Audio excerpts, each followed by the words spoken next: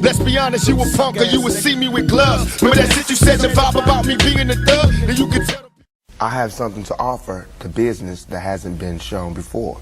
You know, I have a whole energy that represents not just black youth, but white youth, Mexican youth, you know what I'm saying? That change right before you go from being 18 and unresponsible to when you go to being like 21, 22, and the whole world's on your shoulders. I believe strongly that my audience empathize with me because I show that side. I show that emotion raw, uncut, good and bad. And so I think I can bring that more funnel, more directed into screenplays, more albums, producing, managing, you know what I'm saying? If I can figure out just how to control it, I can use it on a lot of different levels. I trip off because it happens out of nothing. It just goes, you know, everybody just be screaming and acting, and I just trip. I get uncomfortable, and it's like similar to a deer being caught in the headlights. I just freeze, you know, and I don't know what to do. I don't know if I should be what they want me to be, or if I should make them hate me so they can stop. You know, like say something mean so they can just stop. But I'm just like caught in the middle of it because you can't. I mean, no one can do that. Police can't do that. They can't stand in front of all those people and control them with a gun and mace and all that. So me with just words, it's like a battle to find the right words to say at the right time. I'm curious, when you think about the idea that you do have that kind of control over so many people, in one sense, the whole idea of being a role model comes up in the imagery. And a lot of people who know you, and I talked to them beforehand, suggested that, hey, you know, when you meet him, he's going to be something entirely different than you imagine and what the media is portraying him. What about that idea that you have been portrayed, and sometimes, I mean, to be honest, you like the portrayal of you just hard, That's thug. Right. That's right. Don't step on me. That's right. You're in trouble. That's right. Yet there's another side to you, too. What about that idea that you've got to be able to figure out where you're going? To me, it's like it is my sensitive side that likes to blow up the hard side, because if my image or my reputation can stop a confrontation before it happens, I'm fine. You know what I'm saying? I know how it is day to day. It's a constant man ego check going on in this street, in this world. So part of that is just like, you know, that's my resume.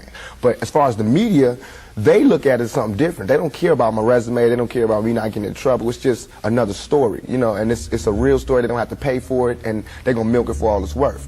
As far as people, they want me, when they first see me, to humble myself. They want me to be like this and da-da-da, just because they're scared of me. But I don't feel like that's my job, to humble myself, to show you that I'm not a threat. I'm not a threat unless you're a threat to me. You know what I'm saying? So when people say, when you meet Pac, he's different than he is, because when somebody one-on-one, anybody one-on-one, I believe, honestly, that I can talk. I believe that I have the ability to reason, I have logic, I have compassion, I have understanding. If we talk, there's no problems. You know what I'm saying? But that's not what happens. People use what they heard in the media, and that's how they come at me.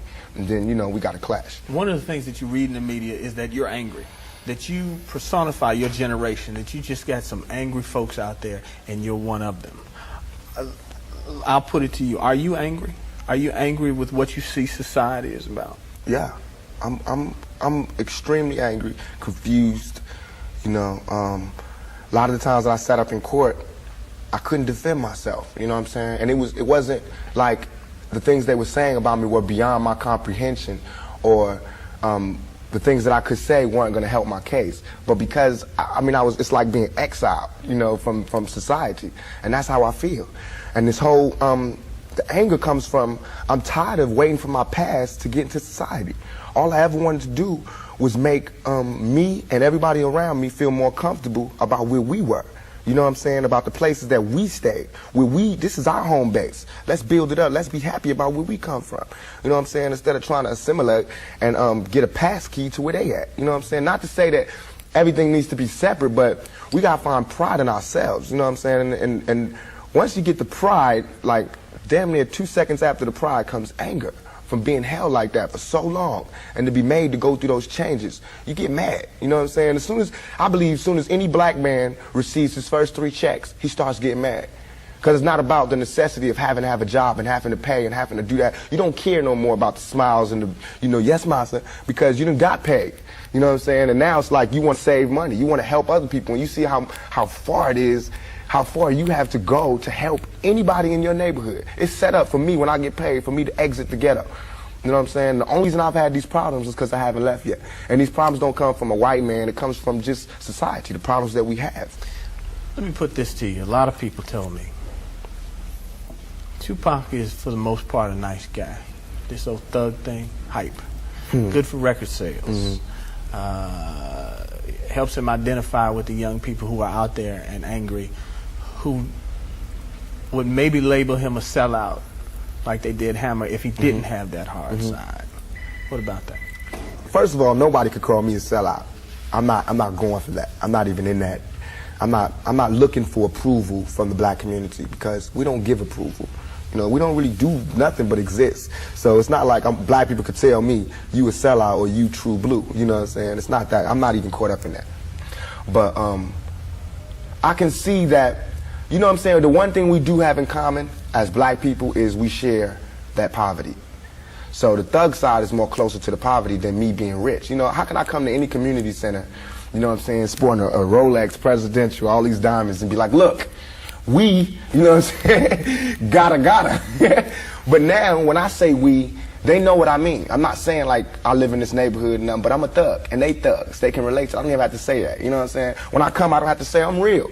They already know that, you know what I'm saying? From me being me, from not pushing the thugness, but I know from the business that everybody in this business is always whispering in your ear about what you can't say, what you can't do, what you can't wear in this world and in this world. It's two worlds, a white world and a black world. All I did was stand in the middle, you know what I'm saying, and say I'm living in both worlds. I can go to the streets and survive, and I can go out here and do my business out here. I'm play devil's advocate again. Right. Critics say, yeah, but you're being pimped. You're being pimped by the record executives who will allow you to do your thug life because it portrays a certain black. I mean, you've heard it, that if you were just a singer, you wouldn't have the same record contracts you have. Right. But because you portray the thug life, the gangster rap, they've allowed you to make that money. They've allowed you to push and make your platinum. I beg to differ. You know what I'm saying? I'm getting pimped. That's true. But just like how a woman would be, you know what I'm saying? Anybody to be pimped. You know, it's like, it's not that you get pimped, it's how long you get pimped. You know what I'm saying? Because if you really look at this situation, it is not I who's being pimped.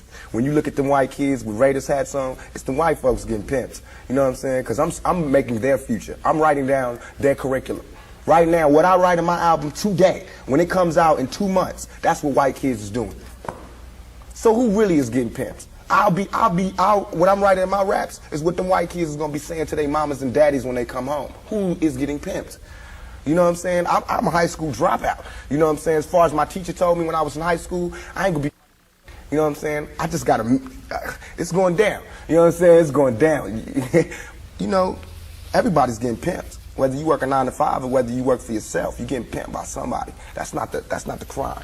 The crime is how long you allow yourself to get pimped. You have to come up. Everything is a come up. Everything is a struggle. You start from the bottom, working to the top. This is all I want to say. For all them people that doubt me, I had no record all my life. Okay? No record, no police record, until I made a record. As my video was debuting on MTV, I was behind bars getting beat up by the police department. I got a $10 million lawsuit. They said they would settle with me and everything. You know what I'm saying? But nobody cared about that. That wasn't blew up all in the news. They didn't see me. They did not see me on TV with my eye busted, my head busted. There's pictures of those. In Oakland, yes, in Oakland. You don't see them pictures. You see pictures of Tupac coming out of jail in cuffs. You don't see pictures of the police standing over me beating my brains in. You don't see that. But I see that. That's what I see. You know what I'm saying? So it's all real. And I feel like, just like a woman that's raped, any woman that's raped would never, ever allow herself to be raped again. Am I correct? Any woman that's violated would never allow herself to be violated again. Same thing. You know there are going to be people who sit here and say, how can you say that when you're faced with that charge? That's how I can say it. We got people in my own community that will get me. Why? Because I got it. Now this girl, who I can't say her name, but if I was to say her name, 1,000 all over the world would go, I put this on everything I love, on everything I love. When I was in Atlanta, I was pulled over at a gas station. Some dudes from New York pulled over next to me and told me the girl's name. They said, I know the girl that did it. They told me her name and where she's from, say she's scandalous. I can't go on TV talking about this girl, because that's what they want me to do. They want me to get on TV and talk about my black sister is a hoe, and she's a bitch, and she's a money grubber. I ain't fit to say that. I don't have to do that to show that I'm innocent. You know what I'm saying? I'm not guilty. People should look me in my eyes. They should look me in my eyes. And anybody that thinks I committed that rape should go get Brenda's Got a Baby and keep your head up and listen to him thoroughly. It was hard to imagine that you would do that. It shouldn't be nothing for, it shouldn't even be to me. I have no patience for anybody that doubts me. None at all. It's too hard out here. You know what I'm saying? If my people don't stand up for me, who is? I understand these white folks looking at me like that because they don't know me.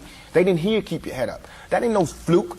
You know, keep your head up ain't no goddamn come up. I didn't do that for to be smiling in my face to say, oh, he's cool. I did that from my heart. So that if they do try to put a rape charge on me, my sisters could say he ain't about that. Now, if my sisters can't say that, you won't hear another keep your head up out my mouth. You understand me? Because it's a struggle on young black males today. We killing each other because we killing ourselves. We not, when another man, I know, I've been in a position, it's out of our control. It's not like he wants to kill. He just doesn't want to die. You know what I'm saying? It's that situation when you got, we are living in a war zone. It's not as easy as these people are making us think, that they just got some criminal ass black kids with guns. It is not like that. We live in hell. We live in the gutter. We got us stacked up 80 deep in one building. You know, by the time you get out your house, you strapped to protect yourself. Because you living in the same community that the police is carrying rifles and riot gear. Same, they need them riot, excuse my language, I'm so sorry. The same reasons they need the riot hat, the riot jacket, the flak jacket, the double vest, the 9mm Glocks with extra bullets, the tear gas, the mace, all that. Who do you think the police is using that against? Dogs? So we fighting the same villains that they fight in the street. But instead of them seeing us fighting villains in the street, we all villains. Is your generation the one that is picking up for where the Panthers left off, saying, all right, enough is enough? The generation before us forgot about the fight. We're picking it back up. Not only forgot about the fight, forgot about us. Yes, and we're picking it back up. But at this level, all we're trying to do is unite. And right now, as a year, we got 1 million people that's listening. Now we can tell them something. Now we can try to get them that way, and we might lose some. We might gain some, but we would never even have that audience had we not said what was real. You know what I'm saying? And the main thing for us to remember is that the same crime element that white people are scared of, black people are scared of. The same crime element that white people fear, we fear. So we defend ourselves from the same crime element that they scared of. You know what I'm saying? While they waiting for legislation to pass and everything, we next door to the killer. We next door to him, you know, because we up in the projects where it's 80 in the building. All them killers that they letting out, they right there in that building. But it's better, just because we black, we get along with the killers or something? We get along with the rapists because we black and we from the same hood? What is that? We need protection too. Finally, I want to ask you about something that someone else asked you in the interview, and I thought the answer was interesting because I think it speaks to you and your generation a lot. Someone said, where do you see Tupac 10 years from now? You said, hey, I just want to be alive. That's real for you. That's so real. I made a metamorphosis. I'm a new person today because I used to strongly and honestly, I feel like I could represent my generation so much because I honestly did not care whether I lived or died. But now, I cannot die with people thinking I'm a rapist or a criminal. I can't leave until this shit's straight. You know, I'm not suicidal. I can't go until y'all really know what time it is. And then after that, boom, it's all over. And we can see, you know, how this shit fall. But that's how it is. And the reason being is because if I can't live free, if I can't live with the same respect as the next man, I don't want to be here. Because God has cursed me to see what life should be like. If God wanted me to be this person and be happy here, he wouldn't let me feel so oppressed. He wouldn't let me feel so trampled on. You know what I'm saying? He wouldn't let me think the things I think. So I feel like I'm doing God's work. You know what I'm saying? Just because I don't have nothing to pass around for people to put money in the bucket don't mean I ain't doing God's work. I feel like I'm doing God's work. You know what I'm saying? Because these ghetto kids ain't God's children. And I don't see no missionaries coming through there. You know what I'm saying? So I'm doing God's work. While Reverend Jackson do his up in the middle class and he go to the White House and have dinner and pray over the president, I'm up in the hood, you know what I'm saying, doing my work with my folks. And just because I don't live there don't mean I don't go there. I got to go there because I can't hang nowhere else. What would a Vietnam vet be like without a sergeant, without any backup, without any other soldiers, nobody but a Vietnam vet in Vietnam, when he came home, how would he be? And that's me. I had to go through all that street, war, everything, the same drugs that everybody else get turned out on. You know, where I would have been stopped short, I made it past. And here's where I am. But because I made it past, I missed some lessons. You know what I'm saying? And you can see the lessons that I missed when you talk to me. You can see where I haven't had a father when you talk to me. You know what I'm saying? You can see where I spent a lot of my time in the streets when you talk to me. Because the words that I say are not words that come from a mother's mouth or a father's mouth. It's words that comes from a pimp's mouth or a prostitute or a hustler or a drug dealer. You know what I'm saying? But to me, these were my role models. How much of that, though, in terms of growing up without a father, sometimes not being with your mother, do you lament on and look back and say, damn, I missed something big? Everything. I know for a fact that had I had a father, had I had someone, and I hate saying this because white people love hearing black people talk about this, but had I had a father, had I had some of these opportunities, I'd have been able to help my mother more. She wouldn't have went the road she went. I could have been a better son.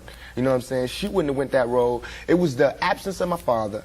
You know what I'm saying? I'm dealing with him being daddy not being there. My mother's dealing with him being my man not being there.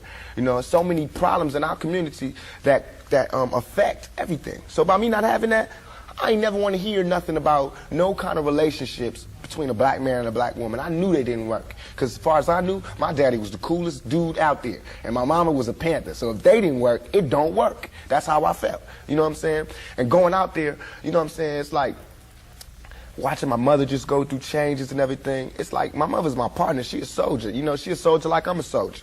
You know, and I watched the peep the game that she went through. If I would have went the same way my mother went, had not she did her route and showed me where it went wrong with her. My mother always told me, don't you ever, ever just volunteer yourself to our people, because they'll use you. That's what they do. You know what I'm saying? She also told me to follow my heart and for me to be the leader.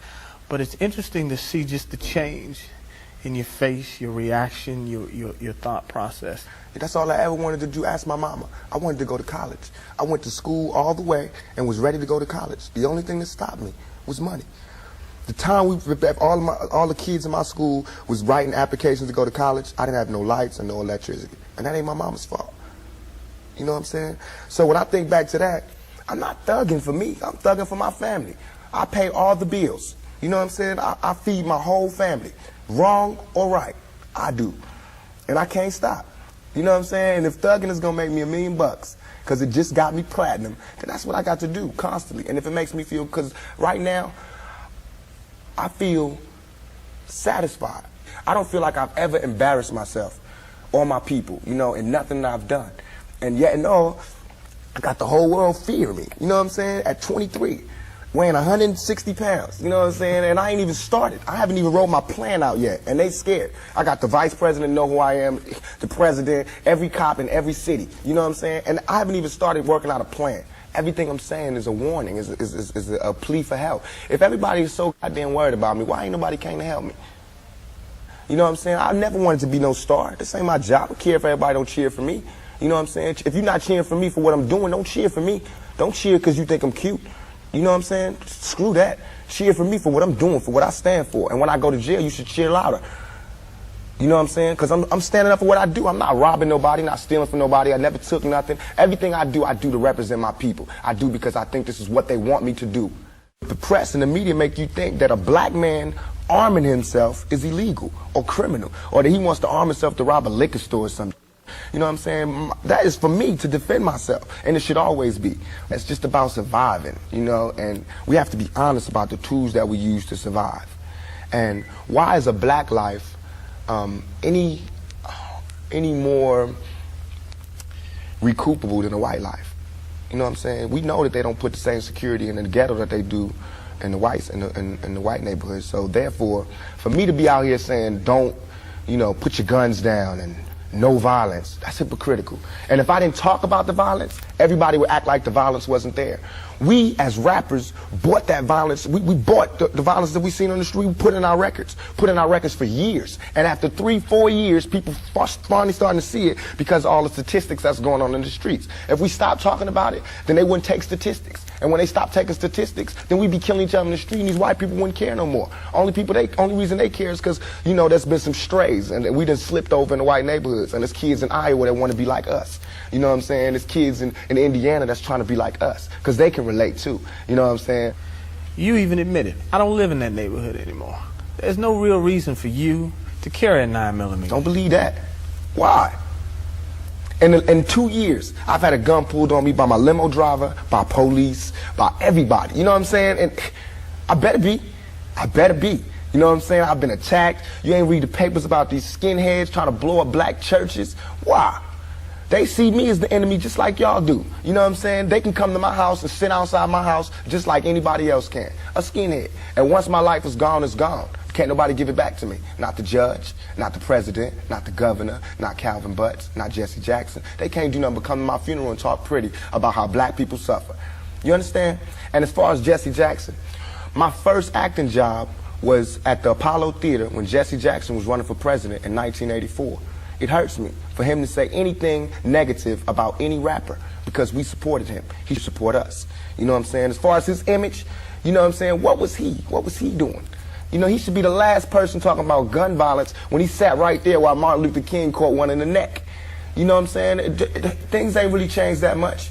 I swear to God, nothing I ever say is meant to be something where innocent people get hurt. Nothing I ever say is meant to be like a end all, let's go do it right now. Nothing. Everything I ever say, and if any, this is so we can set it clear, anything I ever say as it pertains to my peers and being strapped is only in self-defense. You know what I'm saying? Because right now where I'm at, the world is harsh. And I just don't got no beautiful stories. You know what I'm saying? I'm going to just be getting them ready. Because that's why I think I messed up. If somebody would have grabbed me, pulled me to the side and been like, look, Tupac, as soon as you step out here, they're going to be at you. If somebody would have explained it to me, I wouldn't have took the same mistakes. But I made those mistakes. And that was my job to stop somebody else from making those same mistakes. To lay it out. To lay out the real map on the world and how it is.